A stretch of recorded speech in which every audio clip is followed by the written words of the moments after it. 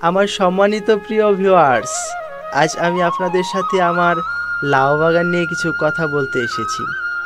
আপনারা দেখতে পাচ্ছেন আমার বাগানে একটি সুন্দর মাচা তৈরি করা হয়েছে।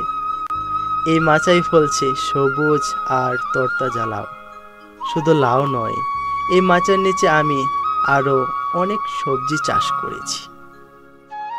প্রিয় ভিউয়ার্স, লাউয়ের জন্য একটি সুন্দর ও মজবুত মাচা তৈরি করেছি, যা বাঁশের খুঁটি, তার ও সুতা দিয়ে তৈরি করা হয়েছে, যা লাউ গাছগুলোকে উপরে ওঠার জন্য চমৎকার অবলম্বন যোগাচ্ছে।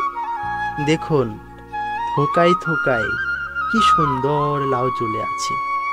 এগুলো দেখতে যেমন তাজা, খেতেও তেমন সুস্বাদু এবং স্বাস্থ্যের জন্য খুবই উপকারী।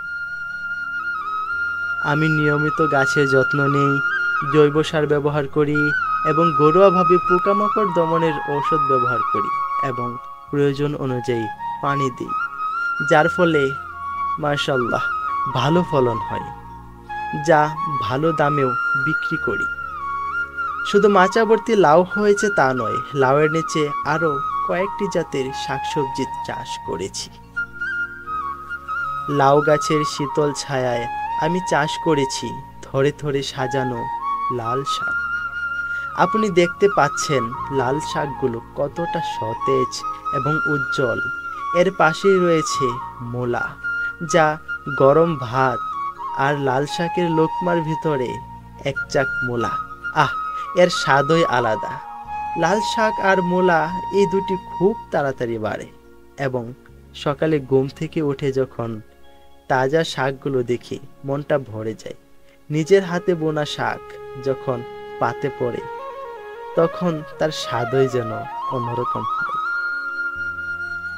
তারপরে আসি শসা ও ক্ষীরা চাষ নিয়ে।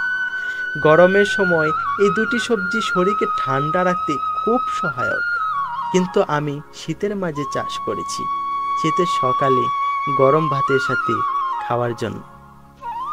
বন্ধু, আমি চেষ্টা করি এমন জাতের শসা ও ক্ষীরা লাগাতে যা কম পরিচর্যায় ভালো ফলন দেয় এবং রোগ প্রতিরোধ ক্ষমতা বেশি।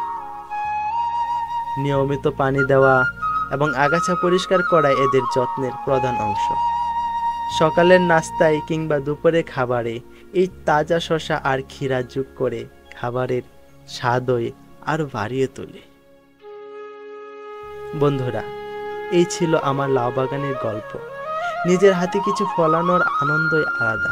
এতে একদিকে যেমন টাটকা এবং বিষমুক্ত সবজি পাওয়া যায়, তেমনি মন সতেজ থাকে। আমি আশা করি আমার এই প্রচেষ্টা আপনাদের ভালো লেগেছে এবং আপনারাও জমিতে বা ছাদে একটি ছোট বাগান তৈরি করে ফেলুন। বন্ধু, যদি ভিডিওটি ভালো লাগে তাহলে একটি লাইক দেবেন, কমেন্ট করে আপনার মতামত জানাবেন এবং চ্যানেলটি সাবস্ক্রাইব করতে ভুলবেন না। আপনাদের সমর্থন আমাকে আরও নতুন কিছু করার অনুপ্রেরণা যোগাবে। সবাই ভালো থাকবেন, সুস্থ থাকবেন। আবার দেখা হবে নতুন কোনো ভিডিওতে।